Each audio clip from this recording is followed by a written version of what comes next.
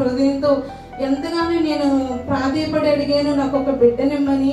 నేను ఎంతగానో జోగాడి ఆయన సన్నిధిలో అడిగినప్పుడు దేవుడు నన్ను కరుణించి నా గర్భాన్ని ఆశీర్వదించి నా గర్భంలో ఒక బిడ్డనిచ్చారు. నేను ఇంకా చాలా సంతోషించాను. అంటే కొన్ని సిమ్టమ్స్ నాకు తెలుస్తున్నాయి నేను ప్రెగ్నెంట్ అయ్యానని. నేను అప్పటి వరకు మా అమ్మ వాళ్ళకి ఎవరికి చెప్పలేదు, మా హస్బెండ్కి కూడా చెప్పలేదు. ఎందుకంటే 1 year దాటిపోయింది, నాకు ప్రెగ్నెన్సీ అనేది చాలా కష్టం అని చెప్పారు. మరి ఇట్లాంటి సిమ్టమ్స్ నాకు ఎప్పుడూ లేవు. దేవుడు నమ్ముకుంటే దేవుడు ఖచ్చితంగా ఇస్తాడు కదా. నేను ఎవరికి చెప్పకుండా ప్రేయర్ చేసుకుని ప్రెగ్నెన్సీ టెస్ట్ చేసుకున్నప్పుడు అది పాజిటివ్ వచ్చింది. అప్పుడు మా హస్బెండ్కి మా ఇంట్లో వాళ్ళకి చెప్పాను. తర్వాత హాస్పిటల్కి మేము ఇంకా గుడివాడలోనే ఫస్ట్ నుంచి మెడిసిన్ వాడాం కాబట్టి అక్కడికే వెళ్ళి చూపించుకున్నాను. చూపించుకున్నప్పుడు 3rd monthలో స్కానింగ్ రాస్తామని చెప్పారు. 3rd monthలో నేను స్కానింగ్ చేయించినప్పుడు బేబీ హార్ట్ బీట్ అంతా బాగానే ఉందని చెప్పారు. కానీ యూట్రస్ అనేది బేబీ పెరిగే కొందు అది క్లోజ్ అవ్వకుండా ఓపెన్ అయిపోతుంది కాబట్టి బిడ్డ బరువు మొయ్యాలి కాబట్టి అది ఆ స్టేజ్లో లేదు. చూద్దాము 4th monthలో కూడా రిపీట్ స్కాన్ చేద్దాము. 4th monthలో కూడా అలాగే ఉంటే కనుక యూట్రస్కి స్టిచెస్ వేస్తామని చెప్పారు. సరే దేవుడిని మా అమ్మ ఇచ్చిన దేవుడు నమ్మకమైన కాబట్టి ఆయనే ఇచ్చాడు కాబట్టి ఆయనే స్థిరపరుస్తాడు, దేవుణ్ణి అడుగుదామని 3rd month అంతా ఇంకా దేవుణ్ణి అడిగాము. తర్వాత 4th monthలో రిపీట్ స్కాన్ చేయించాము. రిపీట్ స్కాన్ చేయించినప్పుడు యూట్రస్ క్లోజ్ అయిందని వచ్చింది. పర్లేదు ఇప్పుడు బాగానే ఉంది, ఎదిగే కొంది బిడ్డ బరువు మొయ్యగలదు, మీ యూట్రస్ అని మెడిసిన్ అవన్నీ రాసిచ్చారు. అంతా సజావుగానే బాగానే ఉంది. నాకు బీపీ అట్లా ఏమీ లేదు. నేను ఇంకా 6th monthలో అంటే బెడ్ రెస్ట్ అవి చెప్పారు. నేను అక్కడే ఉన్నాను మా అమ్మ వాళ్ళ ఇంట్లో గుడివాడలో. తర్వాత నేను ఇక్కడికి వచ్చాను. 1 నెలంతా ఇక్కడికి ఉన్న తర్వాత నా పొజిషన్ అనేది చాలా క్రిటికల్గా మారిపోయింది. నా బాడీ మొత్తం బాగా నీరు వచ్చేసింది. నేను అడిగి తీసి అడిగలేని పరిస్థితి వచ్చేసింది. కాళ్ళు నడవలేని పరిస్థితి, కాళ్ళు మంటలు వచ్చేసాయి, అడుగు పెట్టలేకపోయేదాన్ని. దేవా ఏంటి నా పరిస్థితి అని చాలా ఆలోచించుకొని ప్రేయర్ చేసుకుంటూ ఉండేదాన్ని. మా హస్బెండ్ డ్యూటీకి వెళ్ళినా సరే వాక్యం చదువుకుంటూ ప్రేయర్ చేసుకుంటూ ఉండేదాన్ని. ఒకరోజు మా అమ్మగారు నన్ను చూడడానికి వచ్చారు. సరే హాస్పిటల్కి వెళ్ళి చెకప్ చేయిద్దాము, ఎందుకంటే బాగా నీరు వచ్చేసింది కాబట్టి చూపించాలని అన్నారు. సరే 7th month నిండిపోయింది. 8th month వస్తుందనగా నేను 2 days ఉందనగా గుడివాడ వెళ్ళిపోయాను. గుడివాడ వెళ్ళిపోయినప్పుడు హాస్పిటల్కి వెళ్ళాము. హాస్పిటల్కి వెళ్తే అసలు డాక్టర్ గారు 2 కాళ్ళు దగ్గరికి జరిపి కూర్చోమంటే నా 2 కాళ్ళు అసలు నా దగ్గరే రావట్లేదు, చాలా నీరు వచ్చేసింది. సరే మా అమ్మ నేను ఇద్దరమే వెళ్ళాము రూమ్లోకి. సరే కూర్చున్నాము. కూర్చున్న తర్వాత స్కాన్ చేసి చూశారు, బేబీ అంతా బాగానే ఉందని చెప్పారు. కానీ మెడిసిన్ వాడాలి, 2 రోజులు మీరు హాస్పిటల్లో అనేది ఉండాలి, ఎందుకంటే బీపీ ఉంది కాబట్టి బీపీ కంట్రోల్ అవ్వాలని చెప్పారు. అని చెప్పినప్పుడు సరే అని ఇంకా మేము రూమ్లో నుంచి బయటకు వచ్చేస్తున్నాం. నేను బయటకు వచ్చేసాను. ముందు నా వెనకాల మా అమ్మ వస్తుంది. నేను రూమ్లో నుంచి బయటకు వచ్చేసాను. క్లోజ్ చేశారు డోరు. అదేంటి మా అమ్మ నా వెనకాల రావట్లేదు అని వెనక్కి తిరిగి చూశాను, కానీ మా అమ్మ రావట్లేదు. సరే నేను వెళ్ళి బెడ్ మీద కూర్చున్నాను. సుమారు మా అమ్మ 1 గంట వరకు లోపల మేడం గారితో మాట్లాడుతూనే ఉంది. తర్వాత వచ్చింది మెడిసిన్ అవన్నీ వాళ్ళు రాసిచ్చారు. సరే మెడిసిన్ దగ్గర నేను వెళ్ళాను మెడిసిన్ తీసుకోవడానికి. మెడిసిన్ తీసుకోవడానికి వెళ్ళినప్పుడు నేను అడిగాను ఇవేమి ఇంజెక్షన్స్ అని అడిగాను. అడిగితే లోపల బేబీకి ఊపిరితిత్తులు డెవలప్మెంట్ అవ్వడానికి మెడిసిన్ రాశారు. నాకు అప్పుడు బీపీ 220 ఎంత ఉంది. అసలు ప్రెగ్నెన్సీలో హై రిస్క్ బీపీలు ఉండకూడదు, అసలు ప్రతి నెలలో మీకు నార్మల్గానే ఉంది బీపీ, మరి ఈ నెలలో ఎందుకు ఇలా వచ్చిందో తెలియదు అన్నారు. దేని గురించి అయినా ఆలోచిస్తున్నారా అని అడిగారు. లేదు బాగానే ఉంది అని చెప్పాను. సరే ఇంకా మెడిసిన్ రాశారు. నేను వెళ్ళి బెడ్ మీద కూర్చున్నాను. కూర్చున్న తర్వాత వెంటనే బ్లడ్ టెస్ట్ తీయడానికి వచ్చారు. బ్లడ్ టెస్ట్ తీశారు. తీసిన తర్వాత వెంటనే మేడం గారు రిపోర్ట్లు పెట్టారు. ఆ గంట మా అమ్మతో ఏం మాట్లాడారంటే డాక్టర్ గారు అసలు మీ అమ్మాయి పొజిషన్ అయితే చాలా క్రిటికల్గా ఉంది, తన బాడీ అంతా నీరు వచ్చేసింది, తనకి బీపీ కూడా చాలా హెవీగా ఉంది, అసలు ఇప్పుడైతే ఆపరేషన్ చేసేసి తల్లి బిడ్డలు ఇద్దరిని వేరు చేసేద్దాం, ఎందుకంటే 7th month నుండి 8th month కాబట్టి తన బిడ్డకి ఏం అవయవాలు సరిగ్గా తయారయ్యి ఉండవు, ఎందుకంటే తీసేయాల్సిందే, మీరు ఫస్ట్ నుంచి ఇక్కడ మెడిసిన్ వాడారు కాబట్టి మీ అమ్మాయి పరిస్థితి కూడా చాలా క్రిటికల్గా ఉంది, తనకి హై బీపీ ఉంది కాబట్టి తనకి పెరాలసిస్ అన్న రావచ్చు, కోమోలో కన్నా వెళ్ళిపోవచ్చు, తన బాడీలో ఉన్న బ్లడ్ అంతా ఒక్కసారిగా నీరైపోవచ్చు, మనం ఏది చెప్పలేము. ఇప్పటికిప్పుడైతే ఆపరేషన్ చేసేసి ఆ బిడ్డని తల్లిని వేరు చేసేద్దామని చెప్పారు. అప్పటికప్పుడు మా హస్బెండ్ని పిలుచుకొని సంతకాలు అవన్నీ పెట్టించుకున్నారు. ఇంకా సర్లే 2 days నన్ను అబ్జర్వేషన్లో ఉంచారు.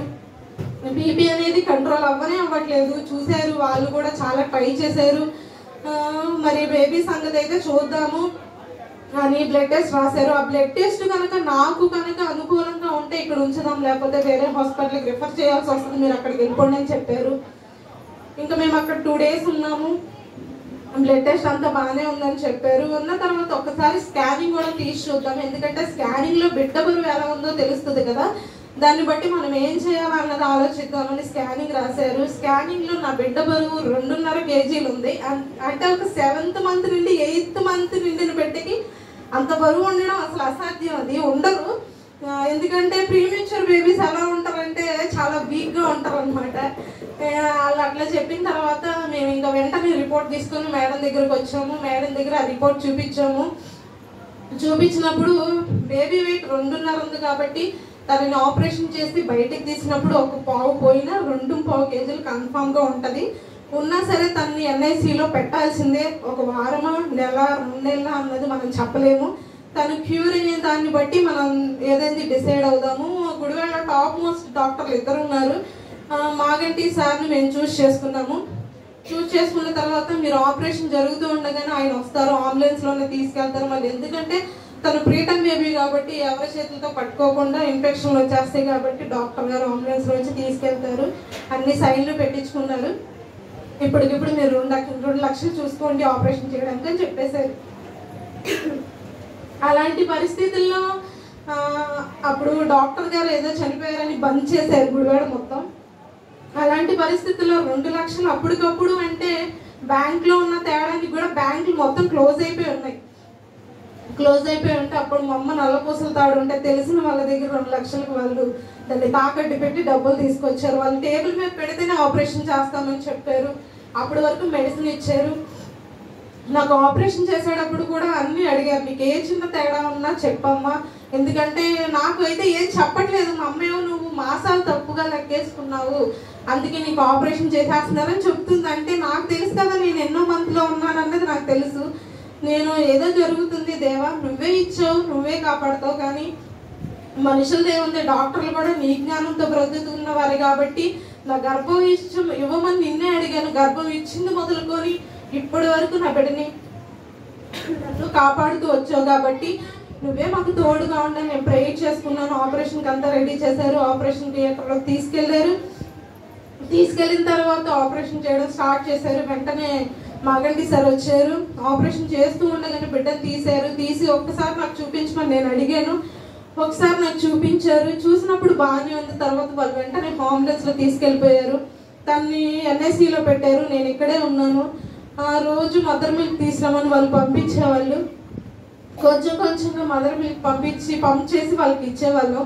అవి వాళ్ళు పట్టిస్తూ ఉండేవాళ్ళు. తర్వాత నేను చాలా టెన్షన్ పడేదాన్ని, ఎందుకంటే నా గర్భంలో మోసిన బిడ్డ నా పక్కన లేదు, నేను డెలివరీ అయ్యాను, నా బిడ్డ ఎక్కడ ఉంది, నేను ఎక్కడ ఉన్నానని చాలా వేదన పడ్డాను. తర్వాత మమ్మల్ని ఇక్కడ 1 వారం ఉంచిన తర్వాత బేబీకి అప్పటిదాకా వాళ్ళు ఫార్ములా మిల్క్ కూడా యూజ్ చేశారు. ఒకసారి తన మదర్ అంతా ఒక నైట్ అంతా ఇక్కడ స్టే చేస్తే తను ఎలా జీర్ణశక్తి అవుతుందో పాలు అవన్నీ చూద్దామని చెప్పి ఇక్కడ డిశ్చార్జ్ అయిన తర్వాత అక్కడ తీసుకురమ్మని డాక్టర్ గారు చెప్పారు. చెప్పిన తర్వాత మేము మెడిసిన్ బిల్ కట్టడానికి మేడం దగ్గరికి వెళ్ళినప్పుడు మేడం గారు చెప్పారు, అసలు మీ పాప చాలా గట్టిది, ఎందుకంటే ఎన్నో దాటుకుంటూ వచ్చింది, మీరేం బాధపడవద్దు, మీరు నమ్ముకున్న దేవుడు గొప్ప దేవుడు. మేము హాస్పిటల్లో జాయిన్ అయ్యి ఆపరేషన్ జరిగేంత వరకు మీ అమ్మ చాలా ప్రేయర్ చేసింది నీ కోసం, మేము చూసేవాళ్ళం. నువ్వు పడుకున్నా సరే నీ బెడ్ దగ్గర నుంచి ఎంతగానో ప్రేయర్ చేసింది. మేము ఆపరేషన్ చేసేటప్పుడు కూడా మేము అప్పుడే ఓపెన్ చేసి చూసినప్పుడే నీ గర్భసంచి మీద ఎంత గడ్డ ఉంది. అప్పటికప్పుడు మీరు చెప్తే కంగారు పడతారని మేము చెప్పలేదు. ఒకవేళ ఆ గడ్డ ఏ స్కానింగ్లో కనిపించినా సరే అసలు మీ బేబీని అప్పుడే తీసేసేవాళ్ళం. ఆఖరికి టిపా స్కాన్లో కూడా కనపడలేదని మేడం గారు చెప్పారు. మేము ఎంతగానో సంతోషించాం, ఎందుకంటే దేవుడు నమ్ముకున్న వాళ్ళని ఎప్పుడు సిగ్గుపరచడు ఎవరి ముందు. ఇంకా అక్కడ నుంచి మేము ఈ అమ్మాయిని NICలో పెట్టిన దగ్గరికి వెళ్ళి ఒక నైట్ అంతా స్టే చేసాము. మేము వెళ్ళిన తర్వాత అప్పటికప్పుడు డబ్బులు కడితేనే పాపని ఇస్తామన్నారు. అప్పటికప్పుడు మనీ పే చేసాము. నేను చూసినప్పుడు బాగానే ఉంది, కానీ వాళ్ళు నా దగ్గరికి తీసుకొచ్చినప్పుడు తిని ఎలా ఉందంటే ఒక చిన్న సైజు ఆట బొమ్మ ఎలా ఉంటుందో అలా ఉంది. తన బాడీ మీద బోన్స్ మీద స్కిన్ తప్ప ఇంకా అసలు ఏమీ లేదు. నేను నా బిడ్డను చూసానన్నా సంతోషపడాలా, నా బిడ్డ ఎట్లా ఉంది, నా బిడ్డను ఎలా ఎత్తుకోవాలి, నా బిడ్డను నేను ఎలా చూడాలని బాధపడాలా అన్న విషయం నాకు అర్థం కాలేదు. వాళ్ళు తీసుకొచ్చి మాకు ఇచ్చి వెళ్ళిపోయారు. మేము ఆ నైట్ అంతా అసలు తను పాలు తాగడానికి కూడా తన దగ్గర శక్తి లేదనమాట. తను మదర్ మిల్క్ తీసుకోవడానికి కూడా, తను సక్ చేయడానికి కూడా తన దగ్గర శక్తి లేదు. అప్పుడు మిల్క్ పంప్ చేసి తనకి పిల్లలతో పట్టించాము. ఒక నైట్ అంతా స్టే చేసాము. స్టే చేసిన తర్వాత డాక్టర్ గారు వచ్చారు. బేబీ అంతా బాగానే ఉంది, అసలు ఇట్లా పుట్టిన పిల్లలైతే ఏదో లోపం ఉంటుంది, అట్లా ఏం లేదు, బాగానే ఉంది. కానీ తను 3 నెలలు మీరు జాగ్రత్తగా చూడాలి, తను వేడిగా క్లాత్లో చుట్టి ఉంచాలి, ఎవరు విజిటర్స్ ఎవరు రాకూడదు, ఎందుకంటే ఇన్ఫెక్షన్స్ వచ్చేస్తాయి తనకి. తను మీరు చాలా జాగ్రత్తగా చూసుకుంటేనే తను చాలా క్యూర్ అవుతుంది అని చెప్పారు. మేము అక్కడి నుంచి ఇంటికి వెళ్ళిపోయాము. ఇంటికి వెళ్ళిన తర్వాత 3 నెలలు కనీసం నిద్రపోలేదు నేను. ఇంటికి వెళ్ళాము. ఇంటికి వెళ్ళిన తర్వాత ఇట్లాగే ఒక రోజు, ఒక 4 రోజులు, ఒక వారం ఉన్న తర్వాత తనకు ఫీవర్ వచ్చిందని హాస్పిటల్కి తీసుకెళ్ళాము. తీసుకెళ్ళిన తర్వాత మెడిసిన్ అదంతా రాసిచ్చారు. మళ్ళీ ఒక నెలకు తీసుకెళ్తే తను ఎంత బరువు అయితే ఉందో అంతే బరువు ఉంది. ఎందుకంటే ఇప్పుడు తల్లి పాలు తాగే బిడ్డల్ని చూసుకోవడం మనకు తెలుసు, కానీ ఇట్లా ప్రీటర్మ్ బేబీస్ని ఎలా చూసుకోవాలి, వాళ్ళకి ఏ టైంకి ఏ పాలు పట్టాలో మనకు తెలియదు. సరే తీసుకెళ్ళినప్పుడు మీరు అసలు బిడ్డను సరిగ్గా చూడట్లేదా, పాలు సరిగ్గా పట్టట్లేదా అని చెప్పారు. అంటే ఇంక మీ పాలు సరిపోవట్లేదు అని ఫార్ములా మీకు సజెస్ట్ చేశారు. తనకి 2 గంటలకు ఒకసారి మీరు పాలు పట్టాలి, తను పడుకున్నా సరే మీరు లేపి తనకి పాలు పడితేనే తను క్యూర్ అవుతుంది, తను నిద్రపోయినా సరే తట్టి లేపైనా పాలు పట్టాలి అని చెప్పారు. మేము ఇంటికి తీసుకొచ్చిన తర్వాత 3 నెలలు కనీసం నిద్రపోలేదు. నేను రాత్రంతా అలారం పెట్టుకుని నా బిడ్డను ఒళ్ళో పెట్టుకొని ప్రార్థన చేస్తూనే ఉండేదాన్ని. ఎందుకంటే దేవా, నా బిడ్డ ఎంత సన్నగా ఉంది, తన బోన్స్ మీద స్కిన్ తప్ప ఏమీ లేదు, నా బిడ్డని చూడచక్కని అందాన్ని, చూడచక్కని రూపాన్ని, చక్కని ఆరోగ్యాన్ని ఇవ్వని నా బిడ్డను రోజు ఒళ్ళో పెట్టుకొని ప్రేయర్ చేసేదాన్ని. ప్రేయర్ చేస్తూ ఉండగా ఇంక 3 నెలలు అట్లా మేము చాలా ఇబ్బంది పడ్డాము. అమ్మ నేను పగలంతా తను చూసుకునేది, నైట్ అంతా నేను చూసుకునేదాన్ని. బయట వాళ్ళు ఎవరిని రానిచ్చేవాళ్ళం కాదు. మేము వరకు ఆ రూమ్లో వేడిగా రెడ్ లైట్ పెట్టేవాళ్ళం, ఫ్యాన్ అట్లా ఏం వేసేవాళ్ళం కాదు. తనకి టైంకి మెడిసిన్ వేస్తూ, టైంకి మిల్క్ పడుతూ అట్లా చేసాము. అట్లా చేసిన రీతిగా దేవుణ్ణి ఎంతగానో అడిగాము నా బిడ్డని దీవించమని. మరి మరణ పడకల్లో నుంచి మమ్మల్ని సజీవ లెక్కలో నిలబెట్టాడు. మరి నా బిడ్డ మీరు చూస్తే అసలు చాలా భయపడతారు. మరి అప్పటికి ఇప్పటికి నా బిడ్డ చాలా మారింది. నా బిడ్డకి ఇప్పుడు 6వ మాసం. ఇప్పుడు తనకి చక్కని అందాన్ని, చక్కని ఆరోగ్యాన్ని దేవుడు ఇచ్చాడు. మేము ఎంతగానో దేవుడిని ప్రాధేయపడి అడిగినప్పుడు ఆయన ఇశ్రాయేలును కాపాడు దేవుడు, కునుకుడు నిద్రపోడన్న రీతిగా మా పట్ల ఆయన కునకగా నిద్రపోక ఆయన రెక్కల చాటును భద్రపరిచాడు నన్ను, నా బిడ్డని. డాక్టర్స్ అయితే అసలు ఆ బిడ్డ సంగతి మీరు మర్చిపోండి, తీసేయాలి అని చెప్పారు. నన్ను కూడా గ్యారంటీ చెప్పలేదు. కానీ ఈరోజు నా బిడ్డ సజీవంగా దేవుని సన్నిధిలో ఉంది. నేనైతే దాన్ని బట్టి చాలా సంతోషిస్తున్నాను. నా బిడ్డని నా ఆశ ఒకటి, ఎందుకంటే దేవుడు ఇచ్చాడు కాబట్టి ఈ బిడ్డని తన జీవితకాలం అంతయు తనకి దేవుని బిడ్డకి ఎదగాలని నేను ఆశపడుతున్నాను. తన దేవునికి గొప్ప సాక్షిగా ఉండాలని ఆశపడుతున్నాను. ఆశగల ప్రాణాన్ని దేవుడు తృప్తిపరచును కాక. మీరు అందరూ ప్రార్థనలో జ్ఞాపకం చేసుకోండి. దేవుడు ఇంత గొప్ప సంఘాన్ని నాకు ఇచ్చాడు, గొప్ప దైవజనులు ఇచ్చాడు. మరి గుడివాడలో అయితే నేను ప్రేయర్కి వెళ్ళేదాన్ని, ఇక్కడికి వచ్చిన తర్వాత నేను ఏ ప్రేయర్కి వెళ్ళలేదు. మరి ఇప్పుడు ఇంత గొప్ప సంఘ సహవాసాన్ని దేవుడు నాకు ఇచ్చినందుకు నేను ఎంతగానో సంతోషపడుతున్నాను. నా బిడ్డ పట్ల ఇంకా మీరు అందరూ ప్రార్థన చేయండి. తను ఎంతగానో క్యూర్ అవ్వడానికి దేవుడు ఎంతగానో సహాయం దయచేశాడు. మరి మరణ పడకల్లో నుంచి ఈరోజు సజీవంగా నిలబెట్టాడంటే దేవుని కృపే. మరి ఇంత అందంగా చక్కగా ఆరోగ్యంగా ఉందంటే దేవుడిచ్చిన కృపను బట్టే. మరి అందరూ మీరు ప్రార్థనలో జ్ఞాపకం చేసుకోండి. ఇంకా నా బిడ్డ ఇంకా క్యూర్ అవ్వాలి, మంచి ఆరోగ్యంగా ఉండాలని దేవుడిని కోరుకుంటున్నాను. ఈ చిన్న సాక్షిని దేవుడు దీవించి ఆశీర్వదించును గాక. ఆమేన్.